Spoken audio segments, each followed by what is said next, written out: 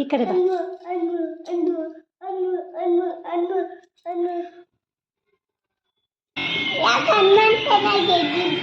ನಿಂಗೆ ಯಾರು ಗೆಲ್ಬೇಕಿತ್ತು ಬುಜ್ಜಿ? ನಿಂಗೆ ಯಾರು ಗೆಲ್ಬೇಕಿತ್ತು? ಅವ್ನು ಚೆನ್ನಾಗಿ ಆಡ್ದ ಅದಕ್ಕೆ. ಅವ್ನು ಚೆನ್ನಾಗಿ ಆಡ್ದ ಅದಕ್ಕೆ. ನಿಂಗೆ ಯಾರು ಗೆಲ್ಬೇಕಿತ್ತು? ನಿಂಗೆ ಯಾರು ಗೆಲ್ಬೇಕಿತ್ತು?